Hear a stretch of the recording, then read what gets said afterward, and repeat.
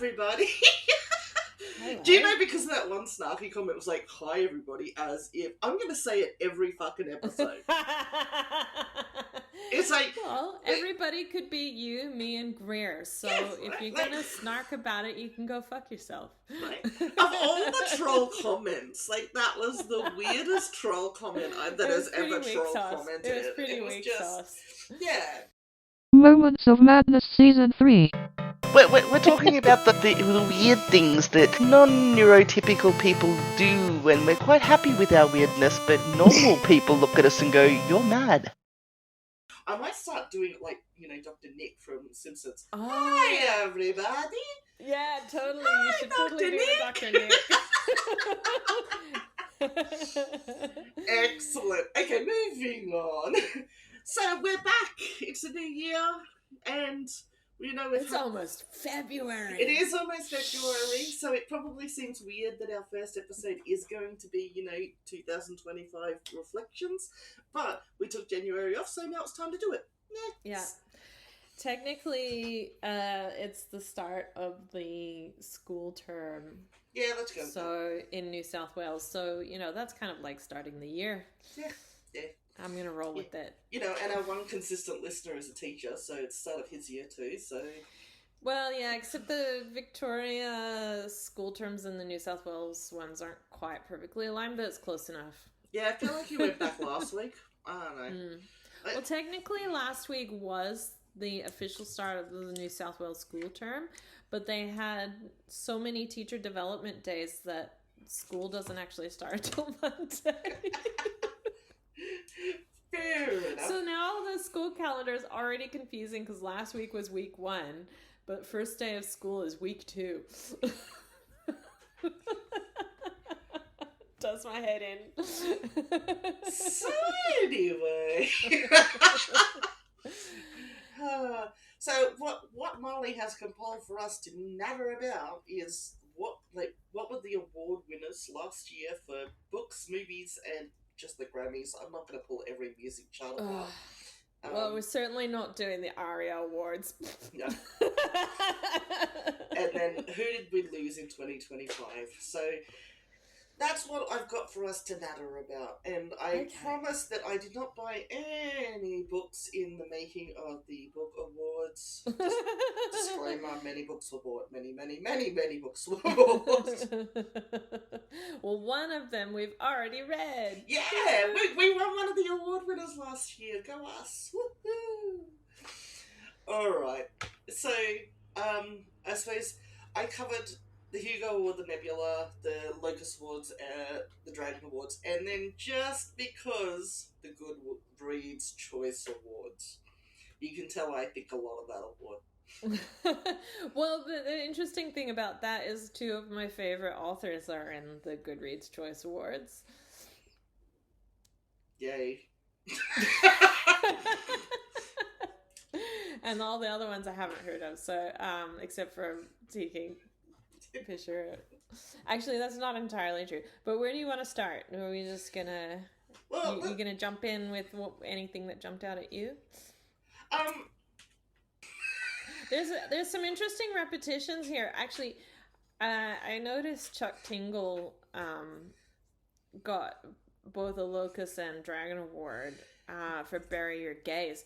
And Chuck Tingle's always kind of intrigued me because he started out writing really ridiculous, total tongue-in-cheek stories about, like, gay sex with velociraptors or something like that. There's a little bit of political parody thrown in as well or something. You gotta look up Chuck Tingle's bibliography. Now, I do now. Yeah.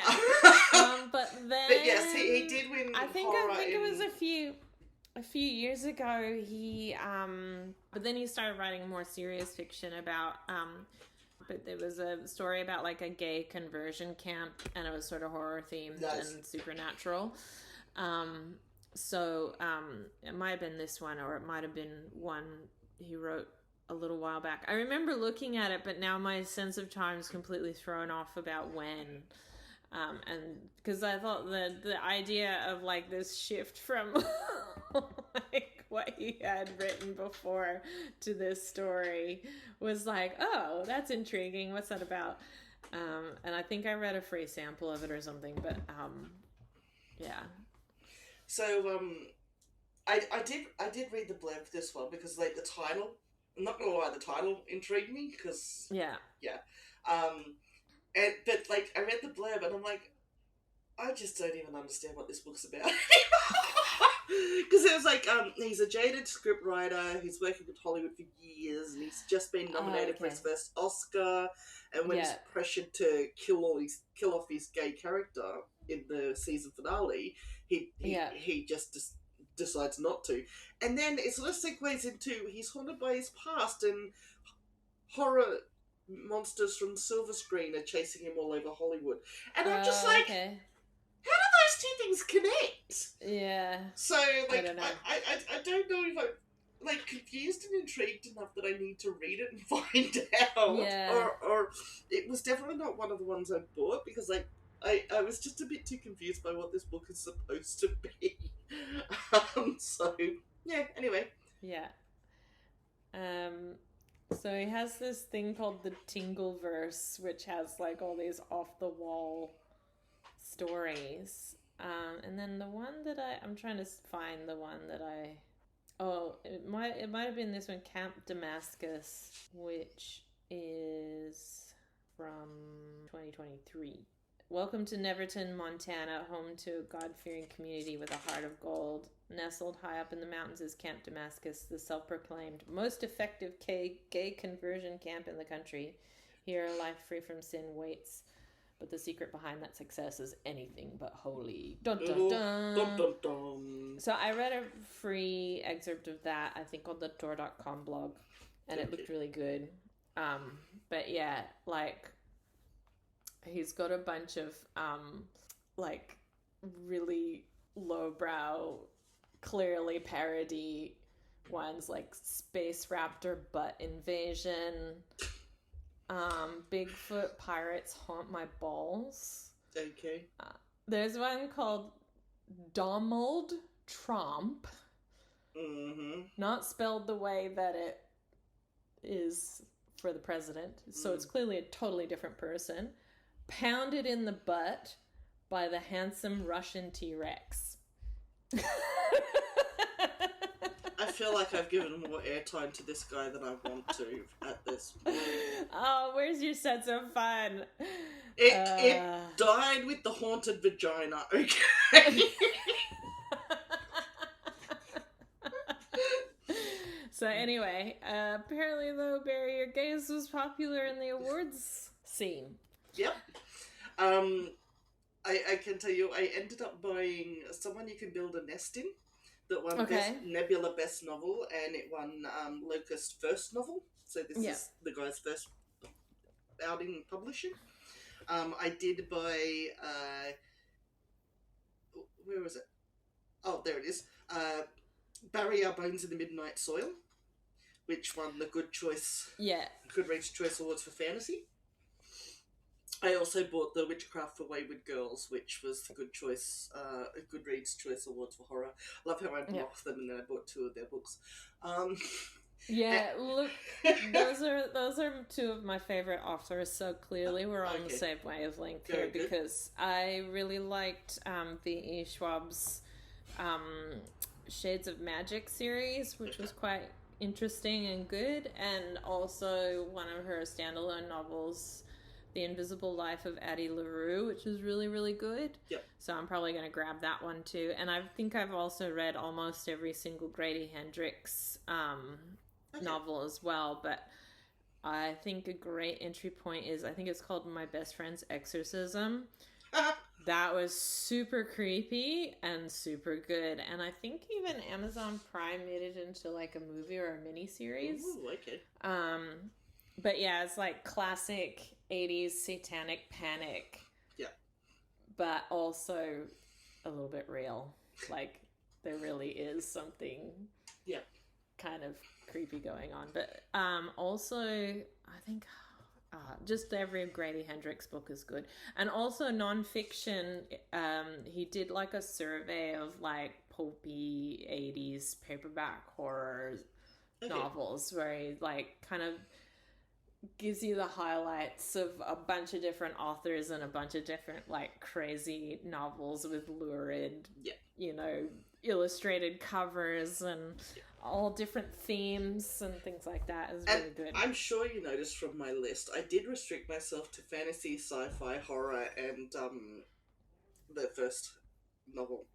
Because like that's really our genre, like for the most part. So I didn't want to go off chasing every Pulitzer winning award that was out there. This is pretty much where we mostly live. Yes, we do read outside this genre, but like this just seemed the most relevant to our brand. It's definitely our go-to genres, I would say, for sure. Like I'm more likely to just grab one of those than anything else. Yeah. I did also buy The Tainted Cup by Robert Jackson Bennett, which won the Hugo Award for Best Novel. And I ended up buying a book called Voyager the Damned, which did not win this year, but won last year while I was researching, because it seemed very interesting. It's a fantasy, but it's also a mystery. These royals with powers basically are on a ship to somewhere, and someone gets killed and they've got to try and solve it before they get there. So it's like a fantasy murder mystery. I like the mashup of murder mystery and I think it works well with a lot of genre fiction. Like, who doesn't love a space opera with a mystery to solve, or a fantasy with a mystery? Yeah, for sure. I think of all of the ones on the list, though, the one I'm least likely to read is The Compound, which won science fiction for Goodreads Choice Awards. It sounded like a done-to-death premise, reality TV meets dystopia, and I was just... Yeah. No. I just can't get excited about reality TV.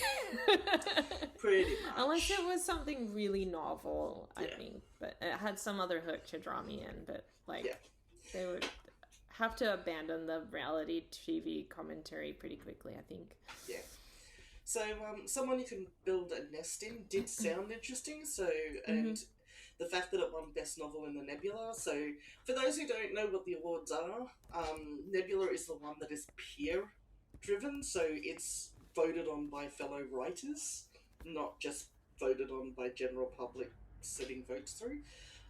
Pretty much all the rest of these are voted by, just members of DragonCon or, people on Goodreads. But Nebula is the one where fellow writers vote, so I tend to put a lot of credence into that one. Yeah, isn't the Nebula is the one that they do at Worldcon? Or am I misremembering? No, Worldcon is Hugo. Hugo, sorry. Mixed them up. Yeah. So, those are the big call-outs from that list anyway. I mean, I could list all of them. We've only missed a couple. There's always a lot of repetitiveness across the awards, I've noticed, so... Yeah.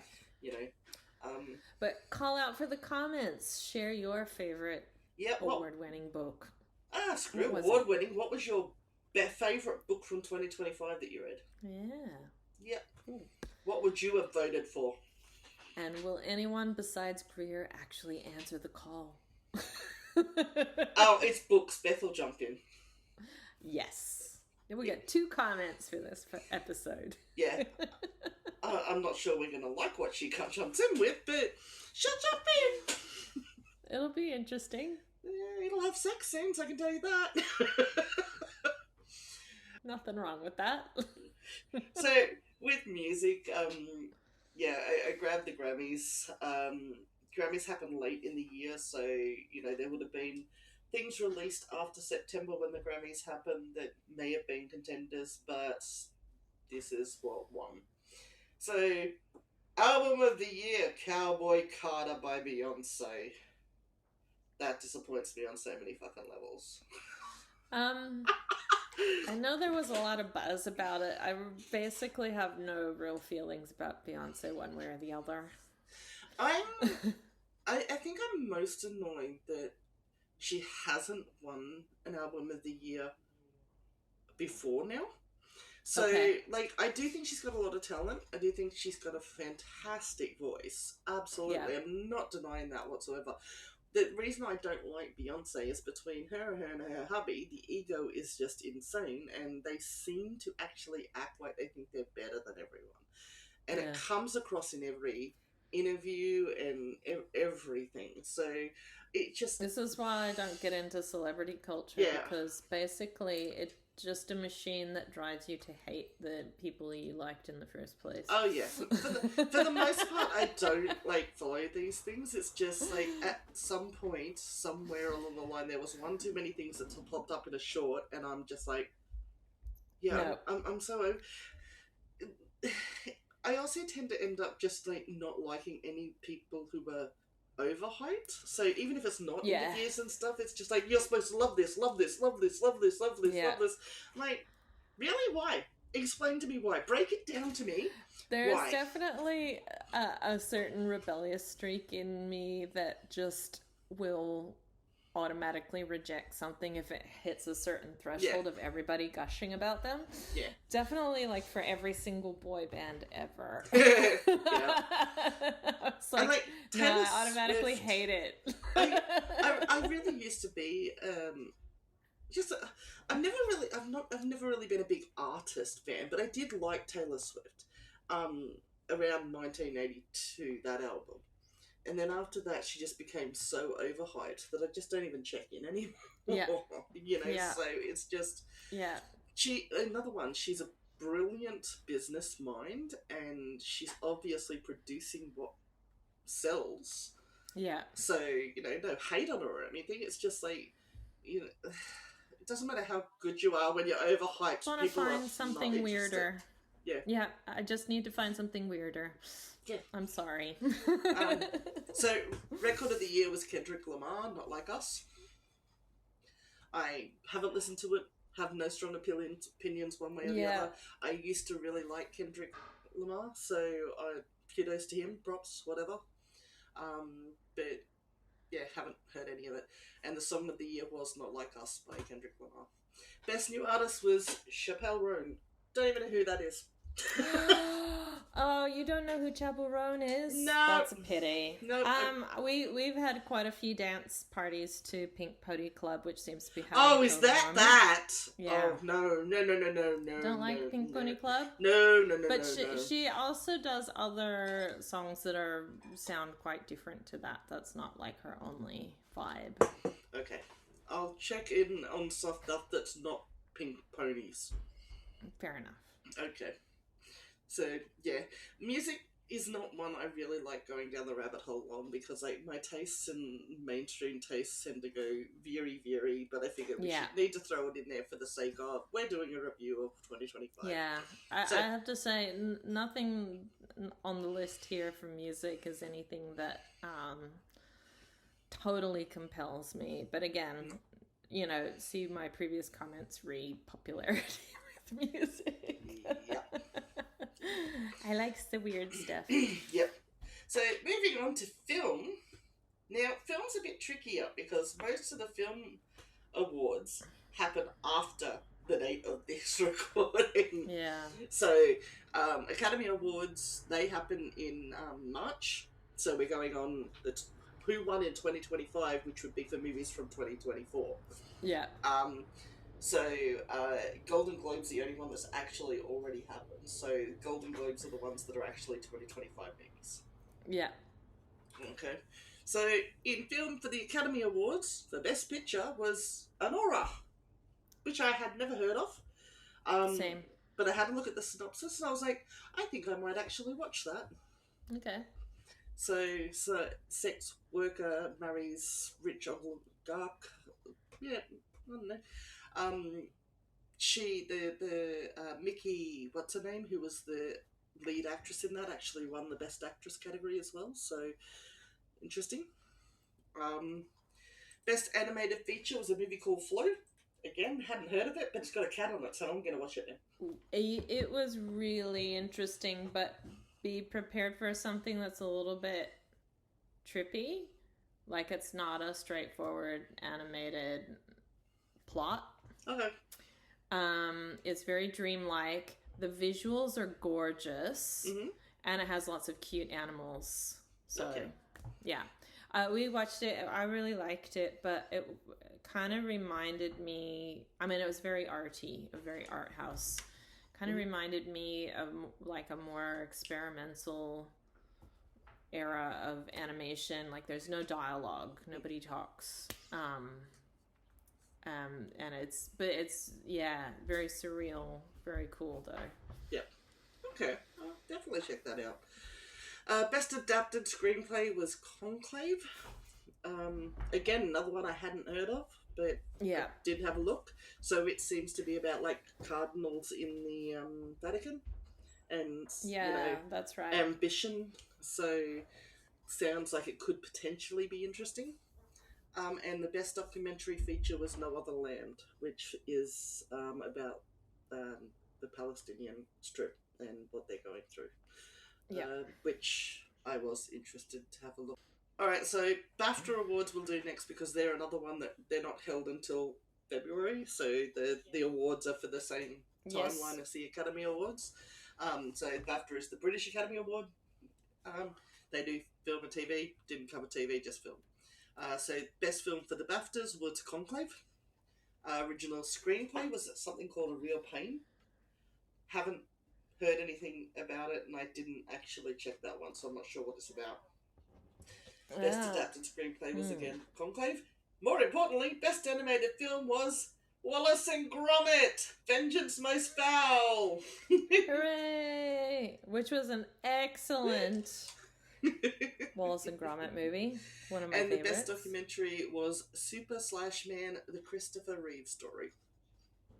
I didn't even know that had come out, but I'm kind of actually interested in that. Ditto. So the one film award that we have that has already happened, so it was held on the 11th of January, is the Golden Globes. And I just didn't want to go into all the categories about, production and directors and everything. I just wanted the films. So we've only got 3. Best drama was Hamnet. Best picture musical comedy was One Battle After Another. Haven't heard of it. I know nothing. Well, I know One Battle After Another is not a musical. So it's comedy. Okay, excellent. I guess it We're narrowing must be it down. comedy. I had gotten the impression that it wasn't. But it's by Paul Thomas Anderson, who has done other movies such as, I've got to look it up because I can't remember. Okay, well, Wikipedia here is classifying it as a dark comedy action thriller. How is it? How can something be a comedy and a thriller? Right, Paul Thomas Anderson is Boogie Nights, Magnolia, which I have watched, Boogie Nights, which I know about, and I'm not really super familiar with a lot of other stuff, but I know he's made a fair few films, and he's been making movies since 1990s, which was Boogie Nights and Magnolia. I didn't watch the film, and I didn't pay that much attention to it, but from what I saw, I wouldn't have classified it as a comedy. But okay. So basically, you have to be really twisted to find it funny. I guess so. Okay, all right. But still technically I'll give it a look then. That sounds like something that... that... of the Golden Globes. And Best Picture Animated K-Pop Demon Hunters, which I'm starting to think I should probably check out. It was all right. Okay. It was another thing that was like, I probably would have bounced off of it due to the hype, except that my kids really wanted to watch it, so I allowed myself to get dragged into it. But I wasn't actually that sorry. Fair enough. Alright, so finally, who did we lose in 2025? Celebrities and noteworthy people. So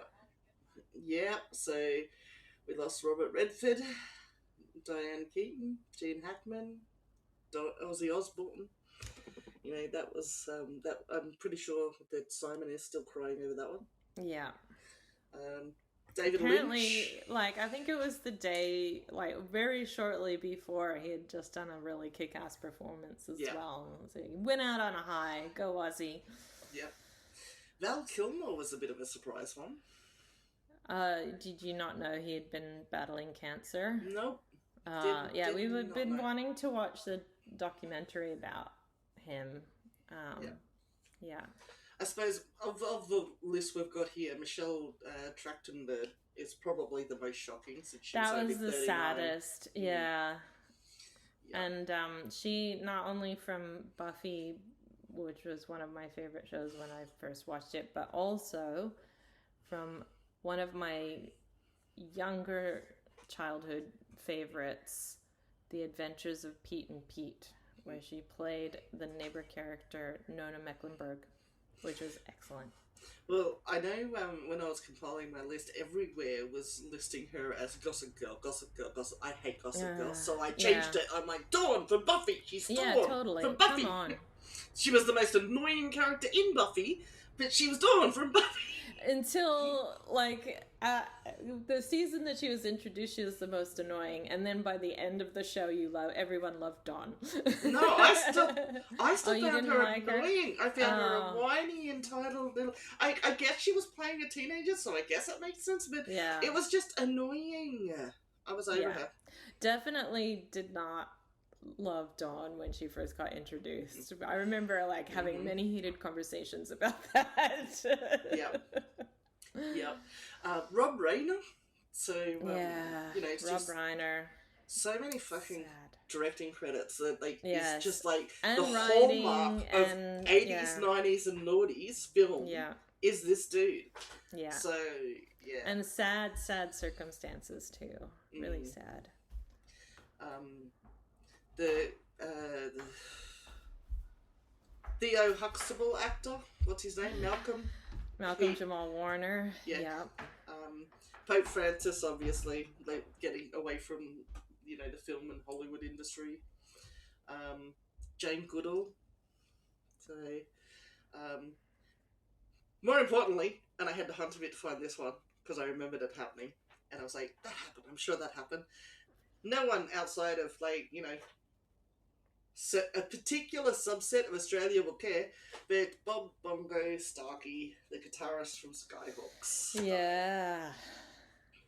Definitely more of an Australian icon than worldwide. Skyhawks was awesome. Everyone should love them. Everyone should. I don't disagree with that. They're underrated. Yep. They deserve all the love. Yep. You should all know. They produce such amazing hits as Ego is Not a Dirty Word and Why Don't You All Get Fucked? Horror movie. All My Friends Are Getting Married. That was it, wasn't it? Yep. I think so.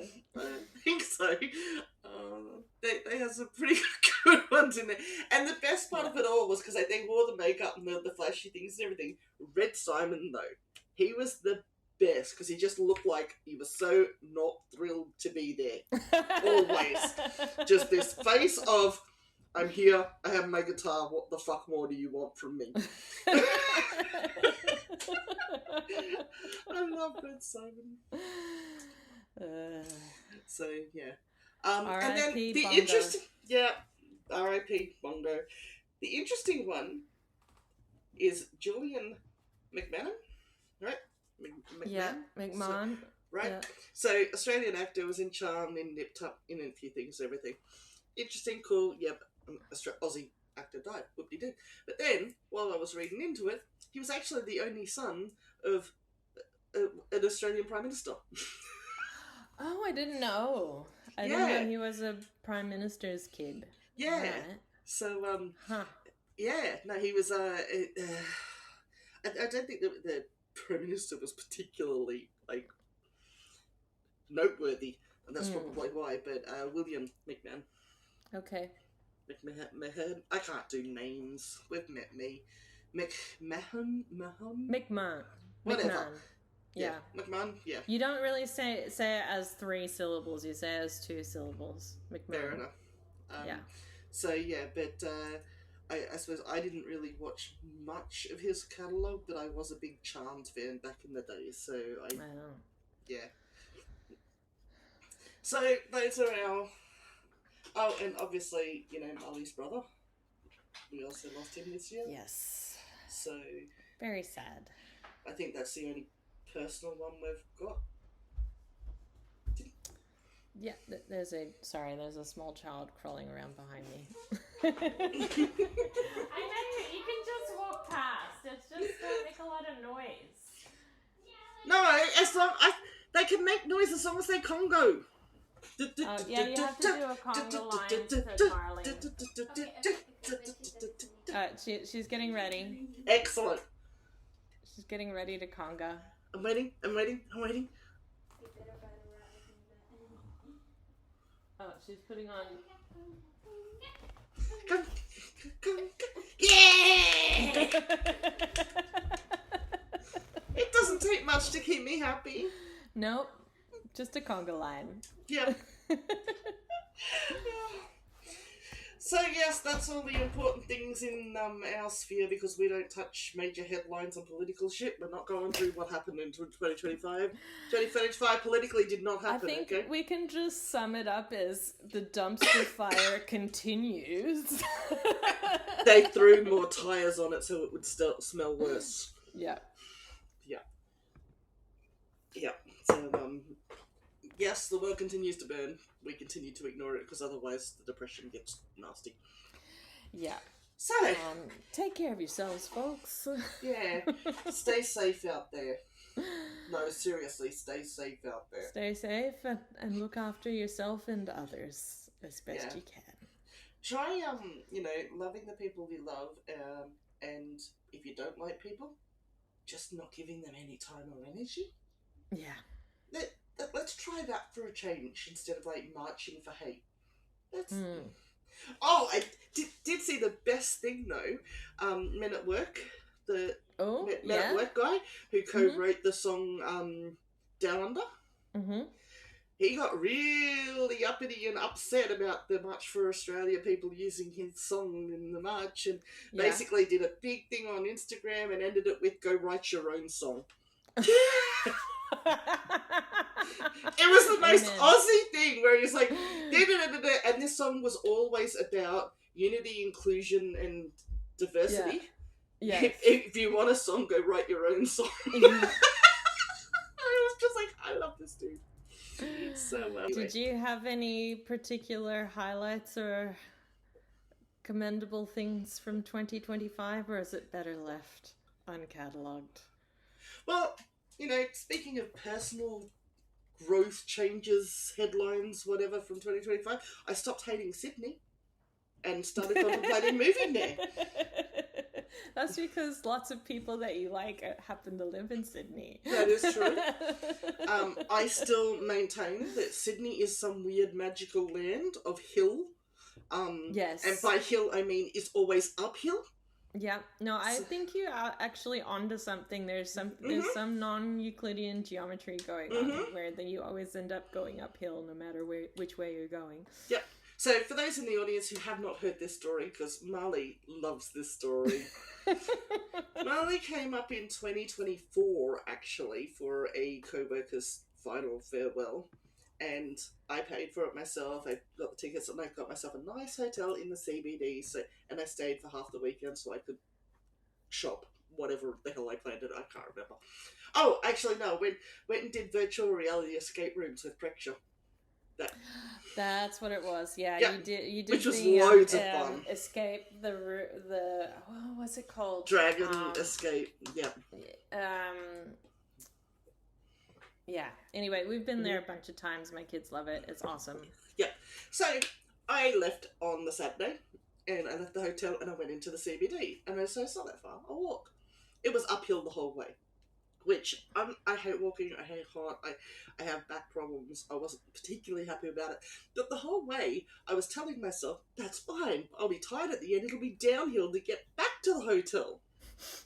No, it was not. I basically came back the same way. It was just one street over. So it's not like I went all the way around or anything like that. I literally went down and then back just one street over, and it was uphill. And I'm like, how? What is I do not even understand what geography is here in Sydney anymore. Everywhere I go in Sydney, I am walking uphill. It doesn't matter where I started from, where I go to, if I return there, it's uphill. I just don't understand. Can you not level your streets? Sydney does have a lot of hills. That is true. I mean, Melbourne has hills, but we seem to have planned around the hills. I'm just saying. About it endings and goodbyes, so fuck off till next time. Like and subscribe for more anti-social abuse. Thank you for listening to Moments of Madness podcast with Molly and AJ. Subscribe on our website, Spotify, Apple Podcasts or YouTube, and please leave a comment or join our Discord server for more madness. Talk to your GP to find out if Moments of Madness is right for you. Side effects include distraction, inappropriate laughter, eye rolling, as if, social anxiety, headache, nausea, drowsiness, and memory loss. Moments of Madness, as if. Goodbye, Greer.